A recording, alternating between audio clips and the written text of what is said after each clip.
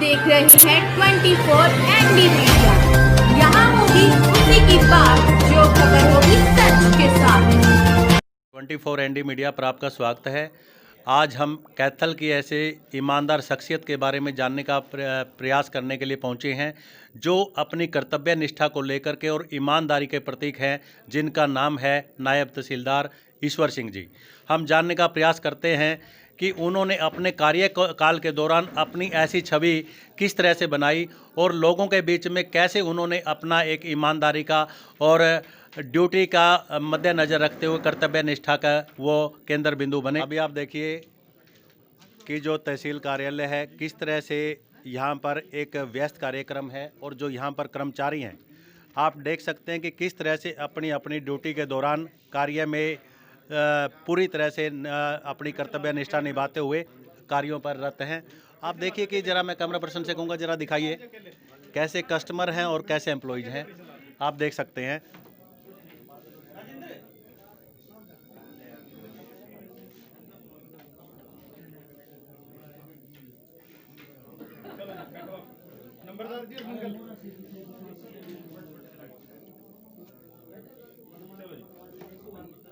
तो मैं जानने का प्रयास करता हूं कि जो ईश्वर सिंह जी नायब तहसीलदार जी हैं, उनके दौरान वो किस तरह से उनके व्यवहार से खुश है और उनके बारे में क्या रवैया है नायब तहसीलदार जी के बारे में।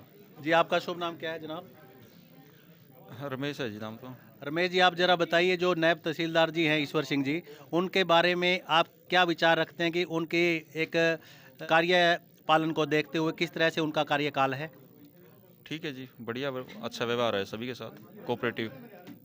तो क्या आप उनके बारे में साफ छवि की रखते हैं कि ईमानदार को कर्तव्य निष्ठा के धनी हैं वो? जी। तो आप संतुष्ट हैं उनके कार्यकाल से? जी जी जी। अभी मैं एक साथी हैं, इनसे बात करता हूँ। जी भाई साहब, आपका शुभ नाम क्या है? प्रदीप है सर। प्रदीप जी, आप जो बताइए ज़रा नायब तहसीलदार जी ईश्वर जी सिंह जी के बारे में कि उनका व्यवहार एक अपने कर्मचारियों के प्रति कैसा है? बहुत अच्छा है जी, बहुत मिलनसार है, बहुत कोऑपरेटिव है। तो ऐसे शख्स के लिए क्या शब्द कहना चाहोगे आप? बहुत अच्छे साहब हैं सर हमारे। बहुत अच्छे हैं। हाँ जी। तो सभी कर्मचारियों के साथ, स्टाफ के साथ एक मिलनसार। बिल्कुल बिल्कुल कोऑपरेटिव हैं। तो आप पूरी तरह से सेटिस्फाइड हैं उनके विचारों को लेकर के? जी सर। तो अभी आप देखिए कि हमने जो है अभी ईश्वर सिंह जी के बारे में उनका जो स्टाफ है उनसे भी जानने का प्रयास किया कि उनके प्रति जो स्टाफ का है क्या रवैया है और उनकी छवि किस रूप में वो देखते हैं। आप देख सकते हैं कि मेरे सामने नायब तहसीलदार जी हैं ईश्वर सिंह जी। मैं उनके करीब पहुंचता हूं और उनके अंदर के जो भाव हैं लोगों को लेकर के और एक जन सेवा को लेकर के कैसे वो विचार रखते हैं। जी जी, ईश्वर सिंह जी नमस्कार। नमस्कार जी। सर, ईश्वर सिंह जी, बड़ी मुश्किल हमें आज एक मौका मिला है आपसे मिलने का, और जो लोगों की भावनाएं हमारे मीडिया के माध्यम पर व्यक्त हुई, उन्होंने कहा कि जो नायब तहसीलदार हैं ईश्वर सिंह जी, वो एक ईमानदारी और कर्तव्य निष्ठा के एक प्रतीक हैं। तो ऐसे में जनता की भावनाओं पर आपने अपने कार्यकाल के दौरान कैसे खरा उतरने का प्रयत्न किया? जी ज़रा हमें बताइए।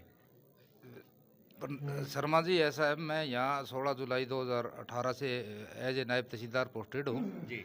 हमेशा मेरा ये प्रयास रहा है, मैं 10 साल पटवारी रहा हूँ, 19 साल में कानून को रहा हूँ। जी। जो सरकार ने, जो हमारे भाग्य ने जो हमारे को पद दिया है, उसका हम कर्तव्य निष्ठा से काम करें। पब्लिक देखो, तो मैं तो मन में ये भी करता हूँ, मेरे पास कोई आता है काम के लिए जी।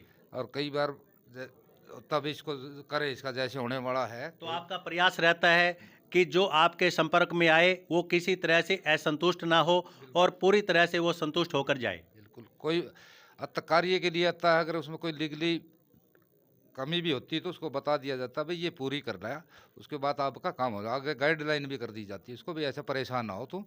और ये ईश्वर सिंह जी, आपका कार्यकाल लगभग कितने साल का हो चुका है, जो कि आपने एक निचले स्तर से लेकर के आज आप इस मुकाम तक पहुंचे हैं? लगभग कितने साल का कार्यकाल का पीरियड है ये? मैं एज ए पटवारी 1/4/1986 को जी। हिसार डिस्ट्रिक्ट में लगा था। हिसार डिस्ट्रिक्ट में ही मेरा गांव है, आदमपुर तहसील के अंदर। आदमपुर के अंदर। हाँ, मैं फरवरी 1996 तक एज ए पटवारी रहा, एक ही गाँव में रहा मैंने लगातार। ये बहुत वहीं बड़ा से प्रमोट सौभाग्य हो गया है। मैं। हाँ जी। उसके बाद मैं कानूको बन गया। कानूको बनने के बाद 2 साल में डीसी ऑफिस हिसार में रहा। उसके बाद मैं आदमपुर कानूको लग गया और 13.5 साल वहाँ कानूको रहा।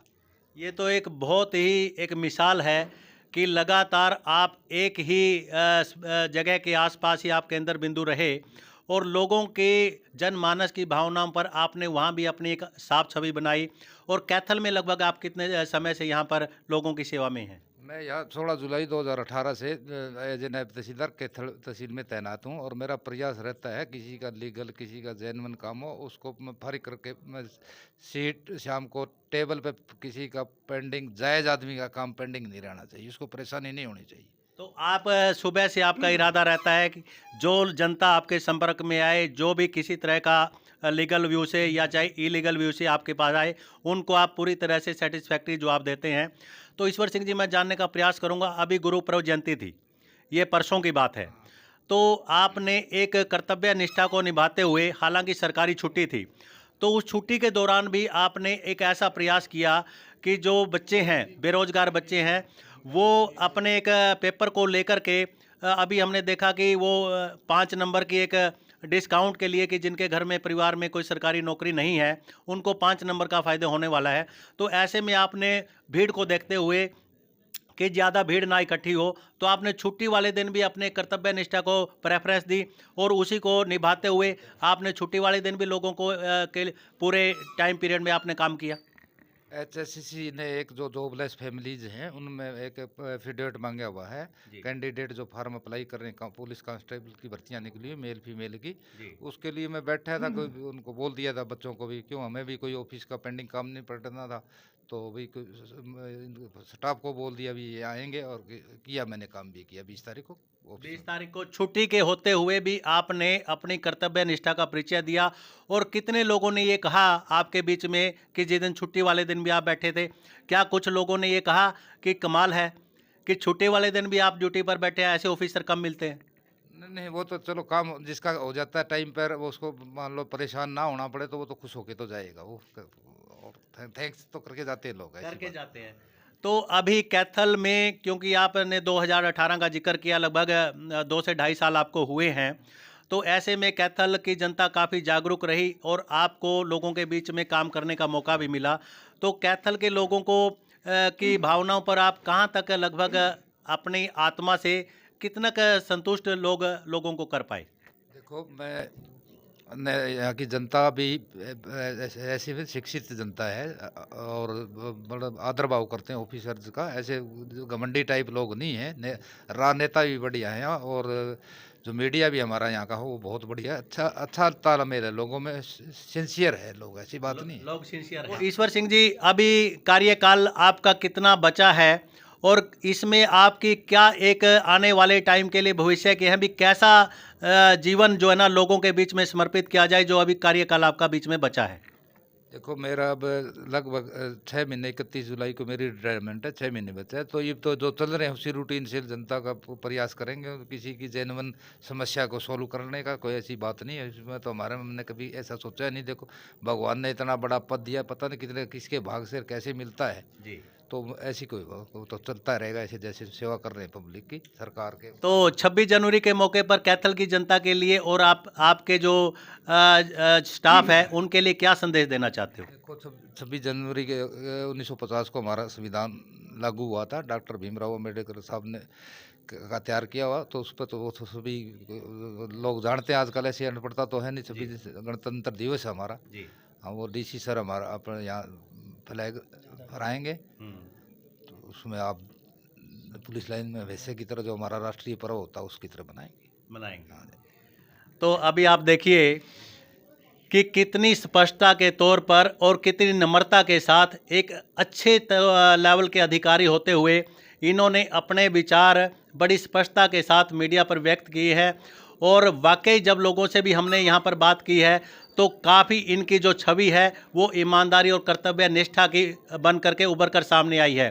तो प्रयास ये रहता है कि अगर ऐसे अधिकारी अपनी कर्तव्य निष्ठा निभाते हुए ड्यूटी को ड्यूटी समझे और ईमानदारी का प्रतीक बने तो हमारा जो राष्ट्र है और जो प्रदेश है वो बहुत ऊंचाइयों को छू सकता है। कैमरा पर्सन के साथ राजेंद्र कौशल, 24 ND मीडिया, कैथल। जय हिंद, जय भारत जी।